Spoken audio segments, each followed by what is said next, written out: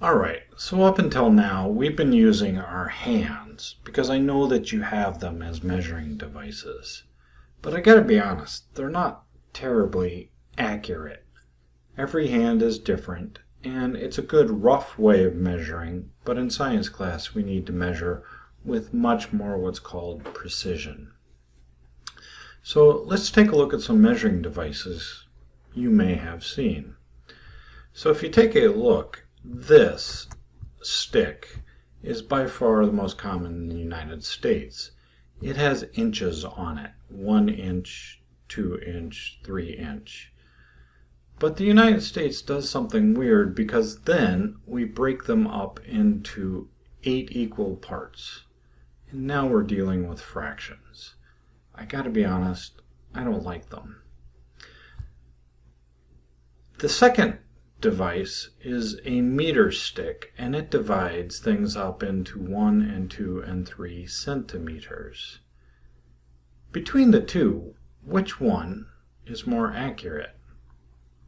They both are accurate, but some are easier to use. So both of these together are two different types of analog devices used to measure distances. The top one measures in centimeters and millimeters, and the bottom one measures in inches, and in this case 1/8 of an inch.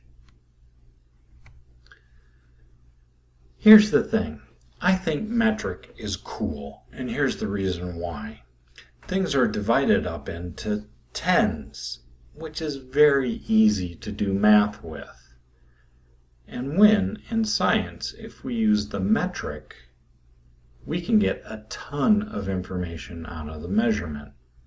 So measurements are really packed with information. I think a metric is cool. The increment, or the number that you end up writing down, tells you the place for the number of the measurement. So here we go. I have a whole meter stick here, right? And currently it is hard for you to see all of the lines on it, but you know from here to here is 1 meter. If I put 2 meter sticks down, that's 2 meters. So a meter stick is the length of the stick represents whole meters, 1 meter, 2 meter, 3 meters. But then we start putting tick marks on them, and we call those increments. And that divides the meter stick into equal parts. And the reason that metric is cool is the equal parts are 1/10 of the whole. So if I flip my meter stick around, I painted it to be red and white. And I think if you count 1, 2, 3, 4, 5, 6, 7, 8, 9, 10, you'll see it's divided into 10 equal parts. These are called decimeters. And when you write them, you can write them 0.3 of a meter, or 1 whole meter stick plus 0.6 of a meter, or 29.9 meters. And you'll notice that all of these measurements report something to what's called the tenths place, or 1 digit after the decimal. But normal meter sticks divide each one of these tenths into hundredths, right? And you can see that by the numbers that are written on the meter stick. If you are measuring the hundredths part, we call those centimeters. And what's interesting is now I can put 2 numbers after the decimal. For example, 0.35 meters, or 1.60 meters, or 124.91 meters. And basically, the fact that there's 2 numbers after the decimal tells you that you're using centimeters. But we can go even finer than that between the numbers we can make 10 more marks, and those are called millimeters. And so we divide this whole meter stick up into 1,000 different little increments, and those represent 1,000ths of a meter. And we can include some more information in our measurement. We can go to the tens, the hundredths, the thousandths place if we use millimeters. And so, for example, our original measurement that was only 0.3 meters, because we're using a stick divided up into 10 parts, suddenly comes 0.352 meters if we're willing to divide it up into these thousandths of a meter. There's a ton of information packed in there. So for example, if we have this red box and we just have a meter stick, it becomes difficult for us to measure anything less than 1 meter. But figure 2, if we take a meter stick and we divide it up into 10 equal parts, suddenly it becomes easier. Look at, this is 0.1 of a meter, this is 0.2 of a meter. We're not quite to 0.3 of a meter, so we're getting finer and finer measurements. Now, if we divide it up into centimeters, we can go, okay, so this is 0.2 right here.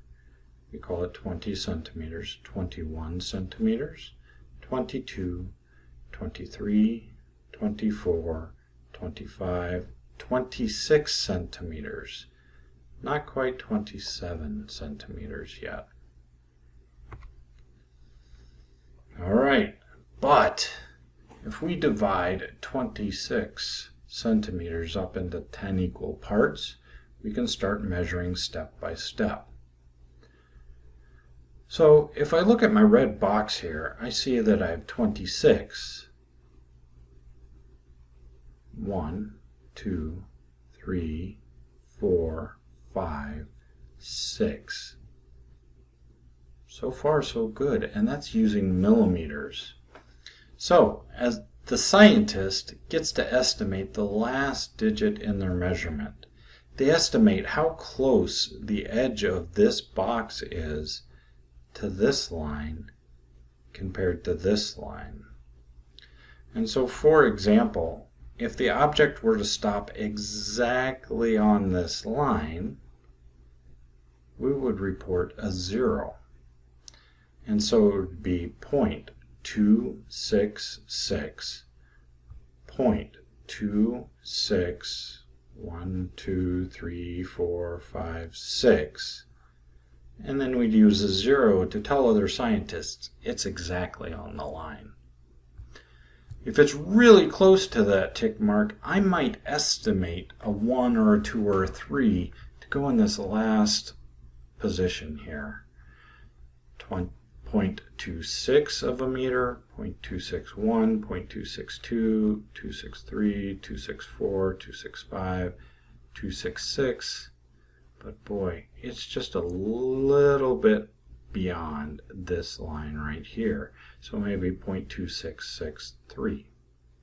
If it's pretty much halfway between this line and this line, I might use a 5. But if the measurement is closer to my next tick mark, I might use a 7, 8, or a 9 to estimate what the tick mark is.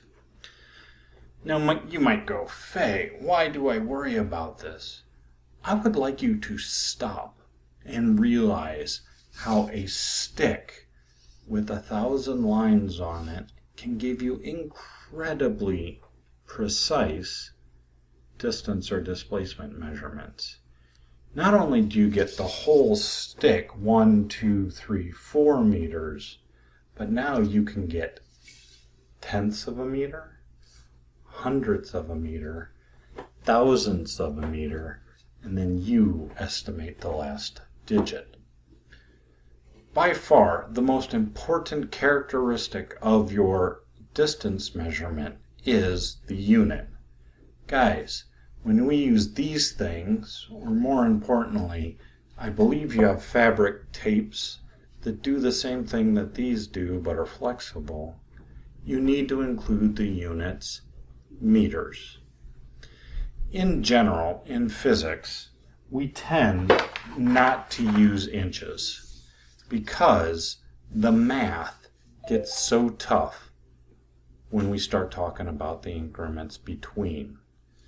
So we use metric in science class, and we need to include the units meters.